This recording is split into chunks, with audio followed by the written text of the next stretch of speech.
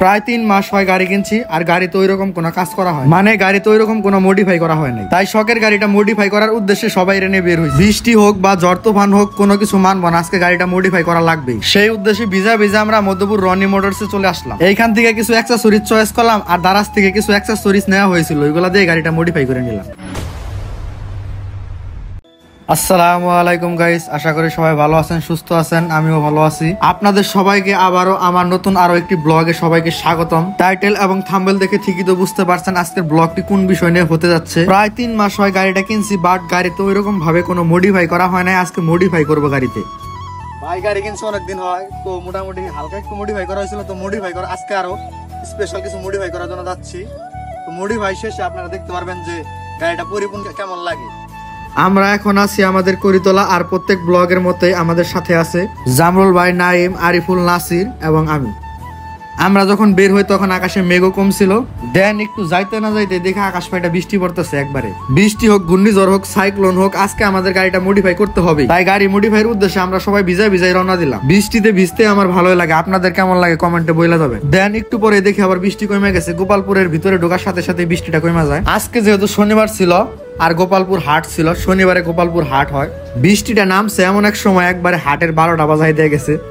আর আমাদের ব্লগ যারা যারা দেখেন কমেন্টে বইলা দিয়ে যাবেন যে আমাদের ব্লগ কেমন লাগে, আর আপনারা কোন টাইপের ব্লগ দেখতে চান কমেন্টে বইলা দিয়ে যাবেন, ওইরকম ব্লগ করার চেষ্টা করবো ইনশাল্লাহ। দেন কিছুক্ষণের ভিতরে আমরা মধ্যপুর চলে আসি। মধ্যপুর আইসা আমরা রনি মোটরসে আসি। রনি মোটরসে নাকি বাইক মডিফাইয়ের জন্য সবচেয়ে ভালো অ্যাক্সেসরিজ পাওয়া যায় মধ্যপুরের ভিতরে।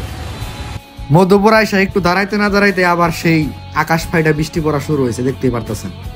দেন দেখতে পারতেছেন এখন আমরা রনি মোটরসের ভিতরে আছি, আর দেখতে পারতেছেন মোটরসাইকেলের যত অ্যাক্সেসরিজ আছে মোটামুটি সব এই জায়গায় পাবেন। আর বললাম না ওই যে মধ্যপুরের ভিতরে সবচেয়ে ভালো মোটরসাইকেলের অ্যাক্সেসরিজ মডিফাইয়ের জন্য যত যাবতীয় সব এই জায়গায় পাবেন।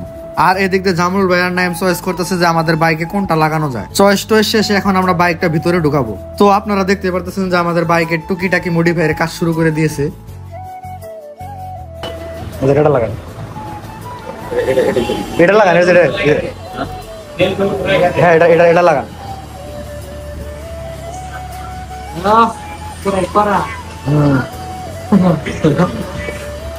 চোখের ওইখানে আগের যেটা লাগানো ছিল ওইটা আমরা তুলে ফেললাম।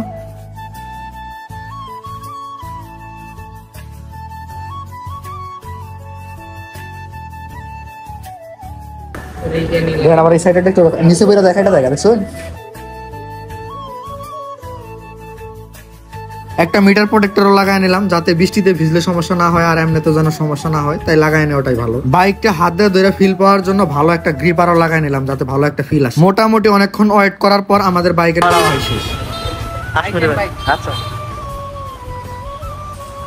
আপনারা তো দেখতেই পারতেছেন ওয়াও একটা লুক আসতেছে, সেই লাগতেছে বাইকটা। তো আরো মডিফাই করবো, কিছুদিন যাইতে দেন, ইনশাল্লাহ কিছুদিন পর বাইকটাতে আরো ভালো ভালো কিছু লুক দিব, দেখতে পারবেন আপনারা। তো আপনারা কমেন্টে বইলা দিয়ে যাবেন যে এই টুকিটাকি মডিফাই কেমন লাগছে। সো গাইস, ভালো থাকবেন, সুস্থ থাকবেন, আবারও দেখা হবে নতুন আরো একটি ব্লগে।